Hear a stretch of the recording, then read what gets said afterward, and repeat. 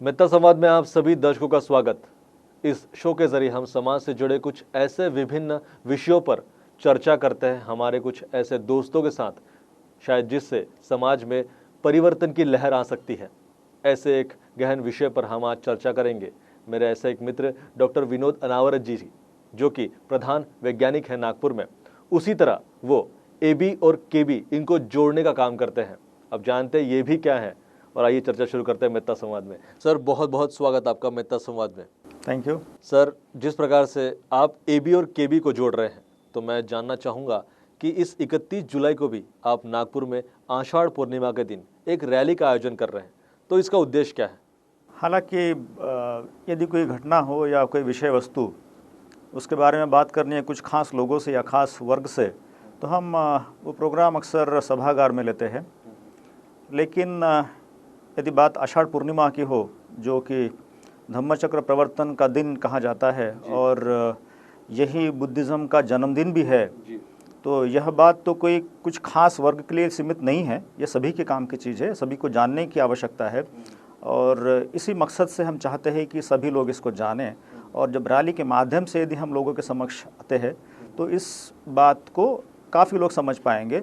इसीलिए हमने आषाढ़ पूर्णिमा का सेलिब्रेशन के लिए, धम्मचक्र प्रवर्तन दिन के सेलिब्रेशन के लिए रैली यह माध्यम चुना है। सर, धम्मचक्र प्रवर्तन दिन, जहाँ तक हम 14 अक्टूबर को नागपुर में मनाते हैं, भारत भर में मनाते हैं, पर जहाँ तक लोग उसी दिन को ज़्यादा महत्व देते हैं, तो आपने ये दिन क्यों चुना, आषाढ़ पूर्णिमा क्यों चुनी? हालांकि लोग तो एक पुरानी सोच में जीते हैं, ये पुराना फॉर्मेट होता है या पुरानी जो चौखट होती है विचार की, तो उसमें बंधे हुए होते हैं और उसी के कारण वो सोचते हैं कि धम्मचक्र प्रवर्तन या धर्मचक्र प्रवर्तन का दिन जो 14 अक्टूबर हो या विजयादशमी का दिन हो, ऐसा वो सोचते हैं। इसमें उनका कोई दोष नहीं है। लेकिन धर्मचक्र प्रवर्तन का दिन जो है वो केवल आषाढ़ पूर्णिमा का दिन ही है और इसी दिन चूँकि भगवान बुद्ध ने पहले 5 परिव्राजकों को दीक्षा दी थी, उसी को धम्मचक्र या धर्मचक्र प्रवर्तन के नाम से जाना जाता है। तो सर, क्या आषाढ़ पूर्णिमा के दिन कभी धम्मचक्र प्रवर्तन दिन मनाया गया है? हाँ बिल्कुल, हमारे नागपुर में ही, नागपुर शहर में ही सीताबर्डी नाम का जो एरिया है, वहाँ 1956 में, मतलब बाबा साहब ने दीक्षा देने के पहले सेलिब्रेशन उसका हुआ था और अच्छी संख्या में भी वहाँ लोग आए थे। तो सर, 1956 में ऐसा क्या हो गया कि उसके बाद लोगों ने उस परंपरा को तोड़ दिया? ऐसा क्या हुआ था? हालांकि हमारे जो बहुसंख्यक लोग होते हैं, जिसको बहुजन लोग कहते हैं, वो तो भीड़ की मानसिकता में जीते हैं और अज्ञान भी एक कारण है। और दीक्षा भूमि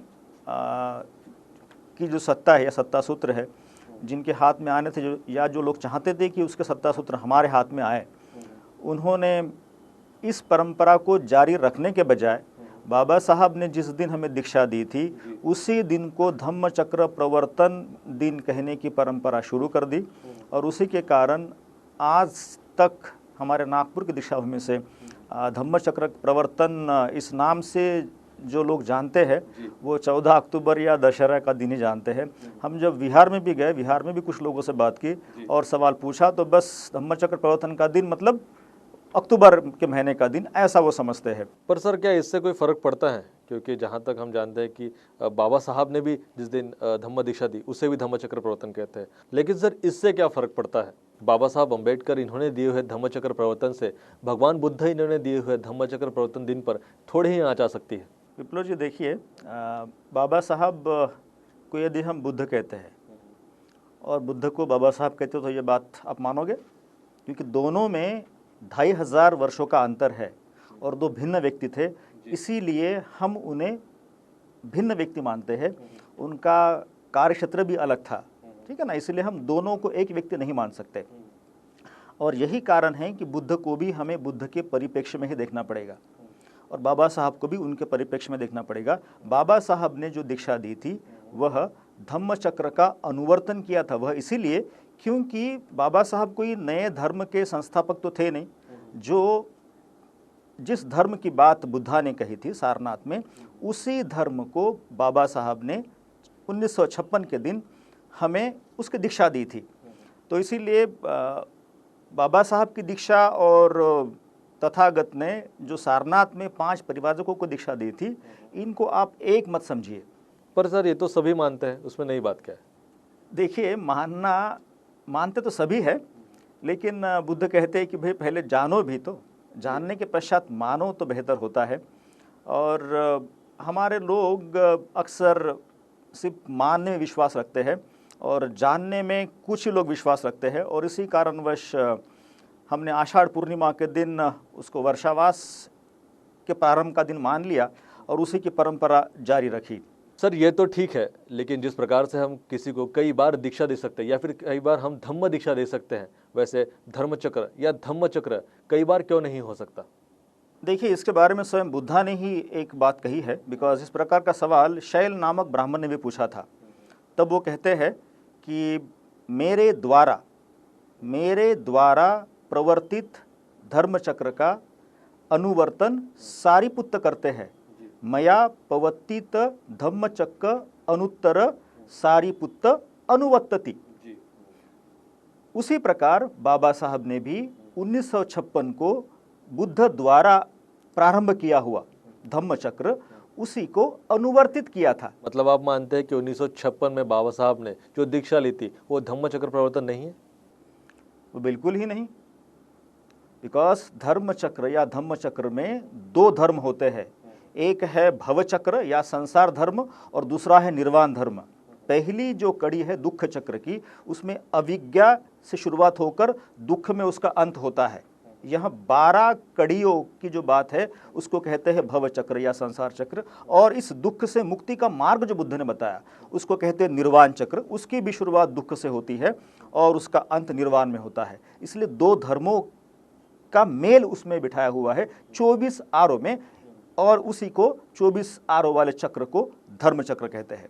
मतलब सर आप ये भी कहना चाहते हैं कि जिस प्रकार से भगवान बुद्ध के बाद सम्राट अशोक, इन्होंने धम्मचक्र प्रवर्तन नहीं बल्कि अनुवर्तन किया? हाँ बिल्कुल। ये तो संख्या की यदि बात करते हैं तो आप सभी जानते हैं कि सम्राट अशोक ने बड़े पैमाने पर देश में ही नहीं विदेश में भी बुद्धिज्म का प्रचार किया था, ये सभी जानते हैं। यदि हम उसको प्रवर्तन कहना शुरू कर दे तो वो तो महाप्रवर्तन कहलाएगा, बिकॉज बाबा साहब ने 7 लाख लोगों को दीक्षा दी थी, उन्होंने तो 7, 10 लाख, 50 लाख लोगों को दीक्षा दी होगी, उसको महाप्रवर्तन कहना पड़ेगा। और ऐसा तो हम नहीं कह सकते। यदि हम उसको महाप्रवर्तन कहते हैं तो बुद्धा ने जिस 5 परिव्राजकों को दीक्षा दी थी उसको आप क्या कहोगे? सर ये सारी बातें तो ठीक है, पर जिस प्रकार से हम देख रहे हैं कि अष्टविनायक बुद्धास पीपल, ये कुछ एक संगठना है जो आपकी है, उसके थ्रू ये रैली आयोजित की जा रही है, तो अष्टविनायक कहते ही लोगों के मन में कोई और छवि आ जाती है। आप इसका नाम कुछ जैसे कि बुद्धास पीपल ऑर्गेनाइजेशन ऐसा भी रख सकते थे। हाँ, बात तो सही है, लेकिन ये बताइए कि लोगों की जो धारणाएं होती है वो धारणाएं है, और धारणाएं हमारे संस्कारों का परिणाम होता है। और चूंकि वो धारणाएं फिर उसको हम सही या गलत ऐसा नहीं मानते हैं, हमारी धारणा वो सही कहने की जो परंपरा है वो सभी के साथ होता है। और इसीलिए इतिहास और पुराण 2 शब्द है, इसको भी जानना बहुत ज़रूरी है। और ये आप सभी जानते हैं कि इतिहास को पुराण से श्रेष्ठ माना जाता है। ये यहाँ की बात नहीं, पूरे विश्व में। अब हमारे भारत में जो बहुतायत लोग हैं वो पुराण को मानते हैं, बिकॉज पुराण के संस्कारों में जकड़े हुए हैं, और इसीलिए उनकी जो धारणाएं है जिसको अष्टविनायक मानते हैं उनकी धारणा जैसी है वैसी है। लेकिन हम ये चाहते हैं कि जो ऐतिहासिक अष्टविनायक है उसको वो जाने या समझे। इवन ABB मतलब आज के बौद्ध भी वो समझे कि इतिहास में केवल एक ही अष्टविनायक हुए हैं, और जिनको पूरी दुनिया या पूरा बौद्ध जगत अष्टविनायक के नाम से जानता है। आपको पता होगा विनय पिटक, बिकॉज विनय पिटक में भिक्खुओं के नियमों की बात कही है। उसी प्रकार से जो अष्टांगिक मार्ग है, जो 8 विनयों का मार्ग कहलाता है, और उसके नायक बुद्ध थे, इसीलिए वो अष्टविनायक कहलाए। सर पर जैसे कि हम अष्टविनायक को जानते हैं, ये जो शब्द लोगों के मन में कुछ और जहन में है, तो फिर अष्टविनायक भगवान गौतम बुद्ध, इन्हें हम जैसे स्वरूप देंगे तो इससे क्या फ़र्क पड़ेगा? देखिए विप्लव जी, ये सवाल अक्सर हमें भी विहारों में पूछा गया था।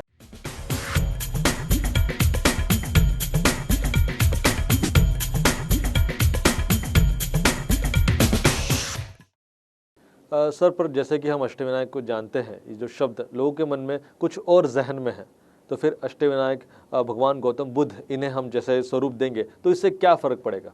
देखिए विप्लव जी, ये सवाल अक्सर हमें भी बिहारों में पूछा गया था।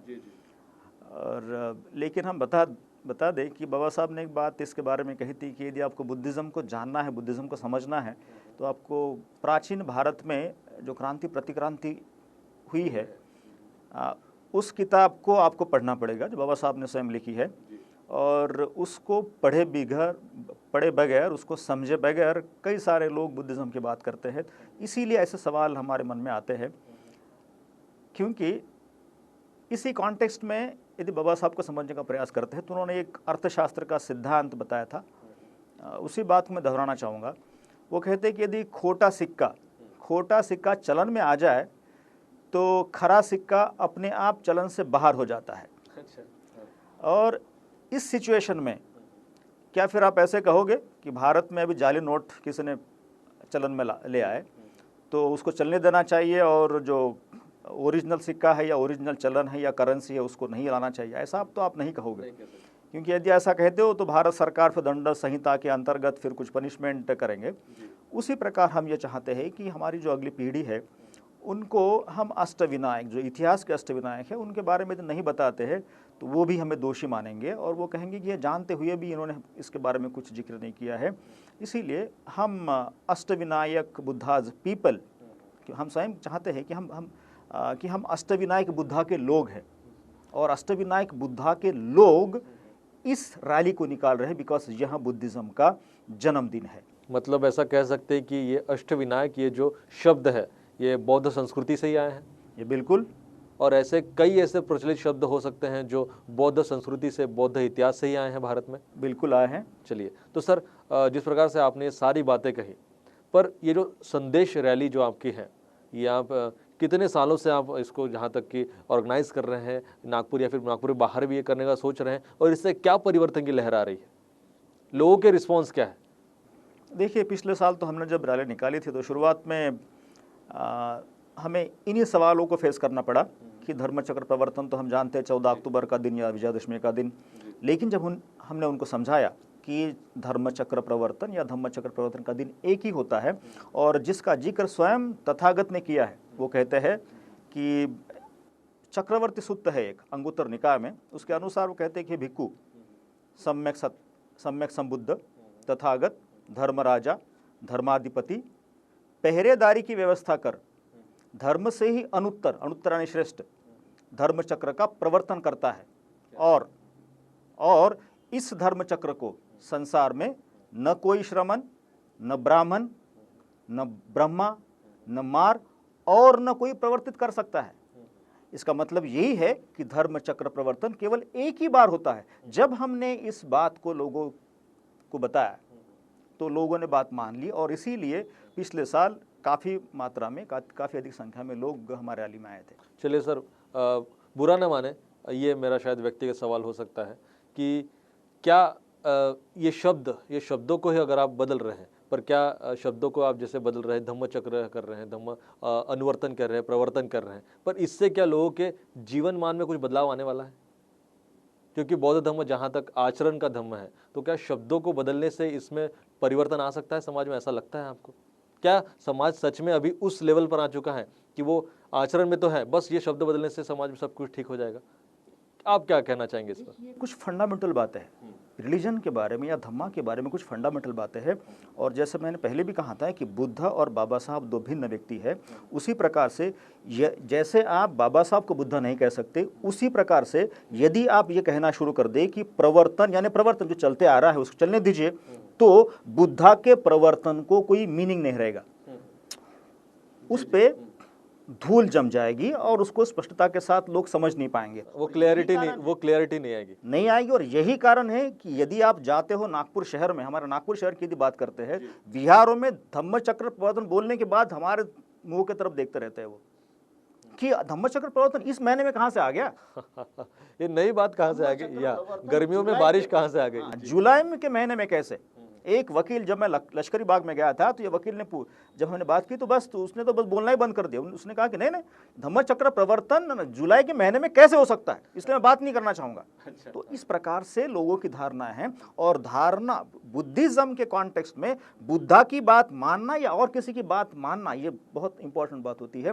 जब यदि हम कहते हैं स्वयं को कि हम बुद्धिस्ट है या हम बौद्ध है या बुद्ध की विचारधारा को मानते हैं या बुद्ध के नीति तत्व जो उनको मानते हैं, तो बुद्ध ने जो बात कही है कि प्रवर्तन मैं कर सकता हूं, बाकी और कोई प्रवर्तन नहीं कर सकता, तो इसको तो मानना ही पड़ेगा। यदि हम इसको नहीं मानते हैं तो क्या होगा कि फिर कुछ सालों के बाद में यदि कुछ लोग कहना शुरू कर दे कि बाबा साहब भी किसी धर्म के प्रवर्तक थे, इनिशिएटर थे, तो भी ऐसी गलत धारणा फिर लोगों के मन में बस सकती है।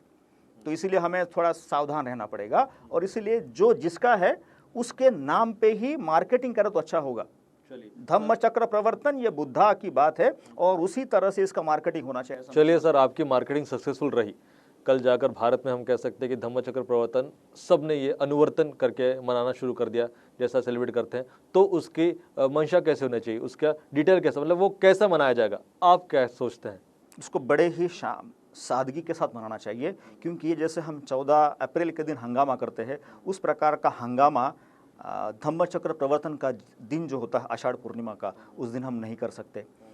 विहार में शाम को प्रोग्राम देना चाहिए और उसके पश्चात हमने जो भी स्वीट्स वगैरह डिस्ट्रीब्यूट करना चाहिए। और जब स्वीट डिस्ट्रीब्यूट करते हैं तो वो ऐसा नहीं कि ये मेरे धर्म का इसलिए उसको देने की बात है, ये सभी को दीजिए। बिकॉज चूंकि धर्मचक्र प्रवर्तन के दिन के बारे में या धर्मचक्र में क्या है इसके बारे में लोग नहीं जानते हैं। ये वो लोग समझते हैं कि ये हमारा धर्मचक्र है, बुद्धिज्म का है, और इसी के कारण उसको बुद्धिज्म से या सिर्फ बौद्धों के ऐसे समुदाय से जोड़ा गया है। लेकिन ऐसी बात नहीं है। यदि ऐसा होता तो भारत के जो नेशनल फ्लैग है उसमें वो धर्मचक्र नहीं होता, क्योंकि वो धर्मचक्र मानवता से जुड़ा हुआ है, मानवता से संबंधित धर्मचक्र है। और वो उन बातों को ध्यान में रखते हुए ही संविधान सभा ने उसको एक्सेप्ट किया था। ये बुद्धिज्म का धर्मचक्र है, इसीलिए उसको एक्सेप्ट नहीं किया गया था। जी हाँ, सही है।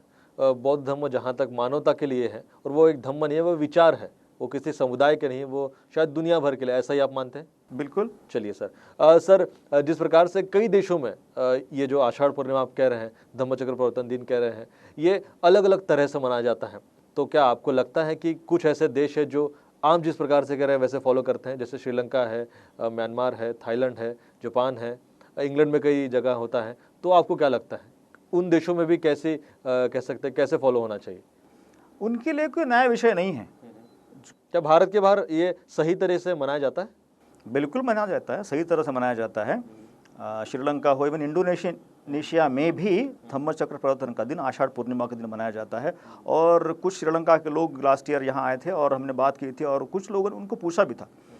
जब वो पूछते हैं यहाँ लोगों को कि धम्मचक्र प्रवर्तन का दिन, और वो उत्तर देते हैं हमारे साथी लोग कि 14 अक्टूबर या विजयादशमी, तो वो मन ही मन थोड़ा स्माइल करते हैं, बिकॉज उनको लगता है कि अब यहाँ अज्ञान है। हाँ, इतने बड़ी मात्रा में बौद्ध है, लेकिन इनको इतना भी पता नहीं कि धम्मचक्र प्रवर्तन का दिन कौन सा है। देखिए, दुनिया में जो बौद्ध जगत में यदि आप धम्मचक्र प्रवर्तन इस शब्द का उच्चारण भी कर लेते हैं, बस उसका उत्तर होता है आषाढ़ पूर्णिमा। इसके अलावा उनके जेहन में दूसरा कोई शब्द नहीं आता है, दूसरी कोई पूर्णिमा नहीं आती, दूसरी कोई तारीख ही नहीं आती है। ये केवल हम लोग हैं, खास तौर पर हम कहेंगे महाराष्ट्र के लोग, और उसमें भी हम नागपुर के लोग, धम्मचक्र प्रवर्तन मतलब आषाढ़ पूर्णिमा नहीं, बाकी कुछ हो सकता है, बाकी और कुछ दिन हो सकता है, लेकिन धम्मचक्र प्रवर्तन का दिन वो ऐसा नहीं, कुछ नहीं जानते हैं। कई विहार जो अपने उत्तर नागपुर में हैं, उन विहारों में मैंने पेंटिंग्स देखे जहाँ लिखा हुआ है धम्मचक्र प्रवर्तन दिन, और जहाँ बुद्ध पंचवज्ञ भिक्षुओं को दीक्षा दे रहे हैं। जब हमने उस फोटो को, पेंटिंग को दिखाया, लोग बताया इसको क्या कहोगे, तो वही लोगों ने कहा, वहाँ उपासक उपासिका बैठे थे, कहा कि यही धम्मचक्र प्रवर्तन है। तो मानना शुरू कर देते हैं कि वाकई में धम्मचक्र प्रवर्तन का दिन यही है। लेकिन फिर वो ये पूछते हैं कि 14 अक्टूबर के दिन को या विजयादशमी के दिन को हम क्या कहें। फिर उनको बताना पड़ता है कि भाई उसको धम्मचक्र का अनुवर्तन कहते हैं, अनुप्रवर्तन नहीं।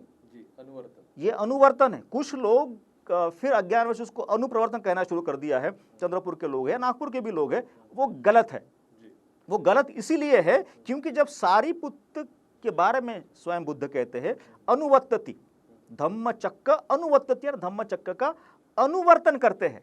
तो इसीलिए हमने भी इसको धम्मचक्र का अनुवर्तन कहना चाहिए, अनुप्रवर्तन नहीं। चलिए सर आई थिंक बहुत बहुत शुक्रिया हमसे बातचीत करने के लिए, और बहुत सारी बातें आपने बताई। आपने जिस प्रकार से बताया कि किस प्रकार से धम्मचक्र प्रवर्तन ही अनुवर्तन होता है, और जहाँ तक प्रवर्तन दिन मनाना है तो हमें आषाढ़ पूर्णिमा के दिन मनाना चाहिए, जैसे कि दुनिया भर में बौद्ध देशों में बौद्ध लोग और कई अन्य समुदाय मनाते हैं। और उसी तरह की शायद 14 अक्टूबर या फिर अशोक विजयादशमी को हमें धम्मचक्र अनुवर्तन दिन मनाना चाहिए। ये शायद एक नई बात होगी, और शायद लोग धीरे धीरे ये आपकी बात समझना शुरू करेंगे। बस यही हम आपसे कह सकते हैं, दुआ कर सकते हैं कि लोग आपको समझे और बहुत सारे लोग आपसे जुड़े। बहुत बहुत शुक्रिया सर हमसे बातचीत करने के लिए। जय भीम, नमो बुद्धाय। तो दर्शकों, ये थे मित्ता संवाद में डॉक्टर विनोद अनावरत जी, जिन्होंने बहुत सी बातें बताई धम्मचक्र प्रवर्तन दिन और उसी के साथ साथ धम्मचक्र अनुवर्तन दिन के बारे में। ऐसे ही एक धम्म रैली का वो आयोजन कर रहे हैं 31 जुलाई 2015 को। तो आप सभी उनके संदेश रैली में शामिल होइए और देखते रहिए मित्ता संवाद, सिर्फ और सिर्फ आवाज इंडिया पर।